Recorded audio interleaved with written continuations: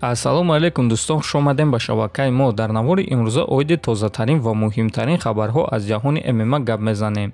Лайк монда 3-4 калима комментаре нависен. Мо боша наворро оғоз мекунем. Дӯстон, агар ба шумо дороҳои гиёҳӣ бо сифати баланд ва нархи дастрас дар кор боша, пас мо ба шумо беҳтарин ширкат Шифофарморо тавсия медиҳем. Дороҳо барои шахсони хунукзадагӣ, барои қавӣ кардани мардонагӣ, барои хароб ва фарбеҳшавӣ, риши мӯйсарбарорӣ, равғани сиёҳдона барои ҳамаи дардҳо ва боз бисёр дигар дороҳои гиёҳии босифат. худи ҳозир ба номерҳои дар рӯи экран буда занг зада дороҳои даркории худро дастрас кунед ва ҳатман аз номи канали Паҳлавон гап занед. ҳамин гуна дӯстон, шумо ҳам дороҳои даркории худро ба даст меоред ва ҳам канали моро сахт дастгирӣ мекунед. Топови ҷангвари UFC дар вазни нимёна Билол Муҳаммад боварӣ дорад, ки ташкилоти UFC муҳорибаи Ҳамзат Чимаев ва Камару Усманро ташкил кардан мехоҳанд ва танҳо аз ҳамин сабаб ба ӯ муҳориба бо Ҳамзат ва Усман намедиҳанд. Ма аз рӯи стил аз ҳама рақиби бадтарин барои Ҳамзат ва Усман шуда метонам. UFC медонанд, ки муҳориба байни онҳо баргузор мегардад ва албатта, ки айни замон и аз ҳама муҳорибаи пулӣ мешавад. Барои ҳамин роҳбарои UFC риск кардан намехоҳанд, ки ман яктои аз онҳоро шикаст диҳам. Аммо ба наздикӣ ман чемпиони ин вазн мешавам, гуфтааст Муҳаммад. хотиррасон мекунем, ки Билол Муҳаммад муҳорибаи навбатии худро рӯзи 22 октябр дар турнири UFC 281 дар Абу-Даби зидди ҷангвари бебохти амрикоӣ Шон Бредди мегзаронад. Камару Усман боша муҳорибаи навбатии худро рӯзи 21 август дар турнири UFC 278 зидди Леон Эдвардс мегзаронад. Оиди Ҳамзат Чимаев боша, пас ҳозирашда ягон гап хабар нест. UFC муҳорибаи ӯро зидди Нейт Диаз ташкил кардан мехостанд, аммо Диаз барои ин муҳориба розӣ нашуд. Оиди ин чиз шаби гузашта худи Нейт Диаз хабар дод.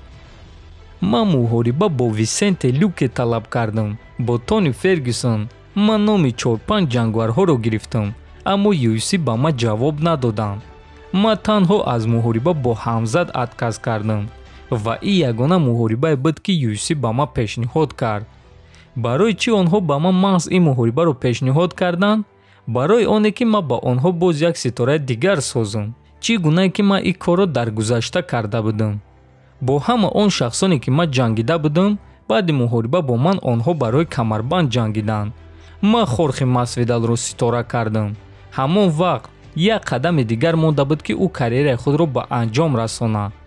Чанд сол пеш UFC ин корро як маротибаи дигар карда буданд, вақте ки ба ман муҳориба бо Ҳабиб пешниҳод карданд, вақте ки Ҳабиб ҳеҷ кас набуд ва онҳо мехостанд, ки ман ӯро машҳур кунам.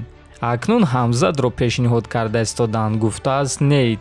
Дӯстон, чӣ хеле ки мебинем Нейт Диаз худаш мегӯяд, ки аз муҳориба зидди Ҳабиб Нурмагомедов отказ карда буд, чунки ӯ машҳур набуд ва ҳозир аз муҳориба зидди Ҳамзат отказ карда истодааст, чунки Ҳамзат машҳур нест.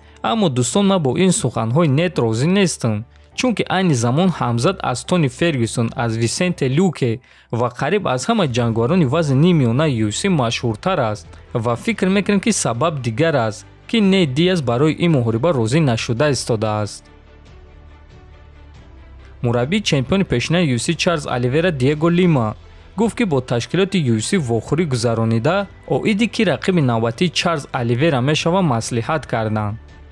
мо чанд маротиба бо роҳбарои UFC вохӯрӣ гузарондем.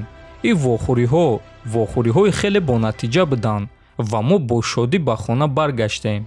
тақрибан баъди 10 рӯз UFC қарори охирони худро эълон мекунанд, ки дар он вариантҳое, ки мо пештар гуфта будем, дохил мешаванд.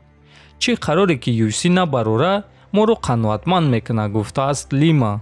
ва дӯстон, аз ин суханҳои Диего Лима фаҳмида мешавад, ки UFC ба онҳо номи рақиби навбатии Оливераро гуфтанд ва чӣ хеле ки ӯ гуфт, бо шодӣ ба хона баргаштанд. фикр мекунем, ки барои ин муҳориба UFC ба онҳо пули хуб пешниҳод карданд.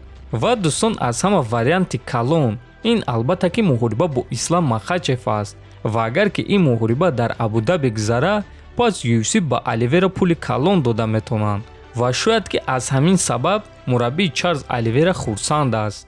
ба фикри шумо чӣ дӯстон? Ки рақиби Оливера шуда метавонад? вариантҳои худтона дар комментария нависен. ҳатман дар канал обуна шавен, то бо зид хонободу сарбаланд бошен.